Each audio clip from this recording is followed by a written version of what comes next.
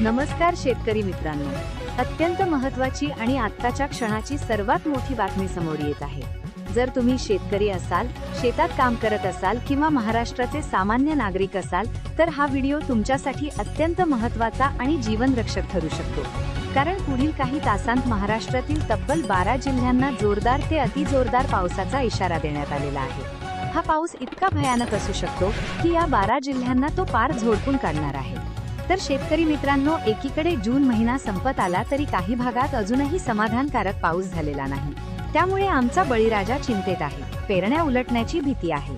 पण दुसरीकडे निसर्गाचा एक मोठा चमत्कार आणि हवामानाचा मोठा बदल आता पाहायला मिळणार आहे। प्रसिद्ध हवामान अभ्यासक पंजाबराव डक आणि हवामान खात्याने म्हणजेच IMDने मिळून शेतकऱ्यांसाठी आतापर्यंतचा सर्वात मोठा इशारा जारी केला आहे। पुढील काही दिवस या 12 जिल्ह्यांसाठी कसे धोक्याचे ठरणार आहेत, कोणती काळजी घ्यावी लागणार आहे आणि उर्वरित महाराष्ट्रात काय परिस्थिती असेल, हे सर्व आपण या व्हिडिओमध्ये अगदी सविस्तर आणि नकाशासहित पाहणार आहोत। हा व्हिडिओ शेवटपर्यंत नक्की पहा, कारण अर्धवट माहिती नेहमीच धोक्याची ठरते। चला तर मग मित्रांनो, सविस्तर माहितीला सुरुवात करूया। मित्रांनो, सर्वात आधी आपण सध्याच्या परिस्थितीवर एक नजर टाकूया। महाराष्ट्रात यंदाचा मान्सून वेळेवर दाखल झाला खरा, पण त्याचा प्रवास प्रचंड विस्कळीत राहिला आहे। कोकण आणि विदर्भाचा काही भाग सोडला तर मराठवाडा, पश्चिम महाराष्ट्र आणि उत्तर महाराष्ट्रातील अनेक भागात अद्यापही पावसानं दडी मारली आहे।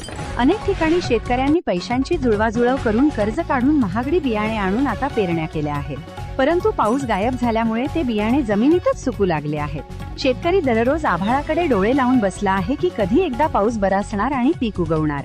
सामान्य नागरिकही आता उकाड्याने हैराण होत आहेत।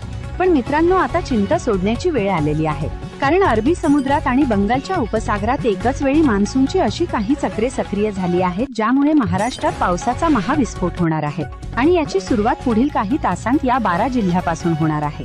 आता शेतकरी मित्रांनो, सर्वांचे विश्वासू आणि हवामानाचे अचूक अंदाज देणारे प्रसिद्ध हवामान अभ्यासक पंजाबराव डक यांनी या परिस्थितीवर काय म्हटलं आहे हे आपण पाहणं अत्यंत गरजेचं आहे।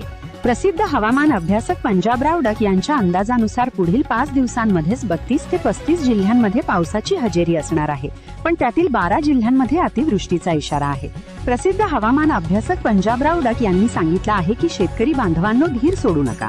ज्या भागात अद्याप पेरण्या झाल्या नाहीत तिथे या पावसानंतर जमिनीमध्ये भरपूर ओल तयार होईल आणि पेरण्यायोग्य हवामान तयार होईल।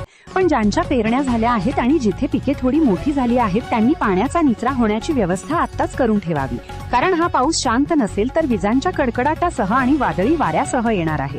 त्यामुळे जनजीवन विस्कळीत होण्याची पूर्ण शक्यता सुद्धा वर्तवली जात आहे। शेतकरी मित्रांनो, चला तर मग आता वेळ न वाया घालवता हवामान खात्याने आणि प्रसिद्ध हवामान अभ्यासक पंजाबराव डक यांनी महाराष्ट्रातील कोणत्या 12 जिल्ह्यांना रेड अलर्ट आणि ऑरेंज अलर्ट जारी केला आहे, जिथे पुढील काही तासांत मुसळधार ते अतिमुसळधार, त्याचबरोबर वादळी वाऱ्यासह आणि विजांच्या कडकडाटासह जोरदार पावसाच्या सरी बरसणार आहेत। यामध्ये पहिल्या क्रमांकाचा जिल्हा तो रत्नागिरी। कोकणातील या जिल्ह्यांना समुद्रावरील कमी दाबाच्या पट्ट्याचा थेट फटका बसणार आहे। सखल भागात पाणी साचण्याची शक्यता असून मच्छीमारांनी समुद्रात न जाण्याचा इशारा सुद्धा तेथील ग्रामीण हवामान खात्याने दिलेला आहे। दुसरा क्रमांकाचा जिल्हा तो सिंधुदुर्ग। दक्षिण कोकणात अतिवृष्टीचा इशारा आहे।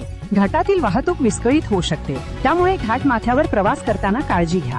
तिसरा क्रमांकाचा जिल्हा येतो रायगड। शेतकरी मित्रांनो, रायगड जिल्ह्यात पुढील 48 तास अत्यंत महत्त्वाचे आहेत। यामध्ये महाड, पोलादपूर आणि डोंगराळ भागात दरडी कोसळण्याचा धोका असल्याने प्रशासनाने सतर्कतेचा इशारा दिला आहे।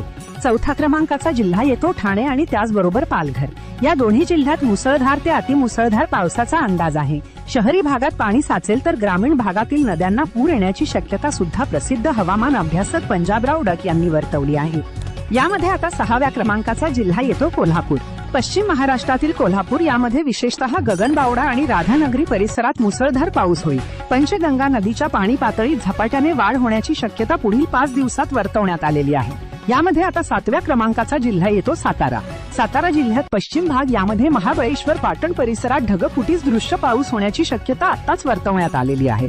त्याचबरोबर शेतकरी मित्रांनो, पुणे शहरासह घाटमाथ्यावर म्हणजेच लोणावळा, खंडाळा, मावळ या भागात पुढील 5 दिवस मुसळधार पाऊस ठाण मांडून बसणार आहे। आता 8व्या क्रमांकाचा जिल्हा येतो नाशिक। उत्तर महाराष्ट्रातील नाशिक जिल्हा, यामध्ये विशेषतः त्र्यंबकेश्वर आणि इगतपुरी परिसरात जोरदार पावसाची शक्यता आहे। गोदावरी नदीपात्रात पाण्याचा विसर्ग वाढू शकतो असा अंदाज प्रसिद्ध हवामान अभ्यासक पंजाबराव डक यांनी दिलेला आहे। त्याचबरोबर शेतकरी मित्रांनो, आता 9व्या क्रमांकाचा जिल्हा येतो जळगाव. जळगाव जिल्ह्यात बऱ्याच दिवसानंतर प्रतीक्षेनंतर वादळी वाऱ्यासह मुसळधार पाऊस होईल, ज्यामुळे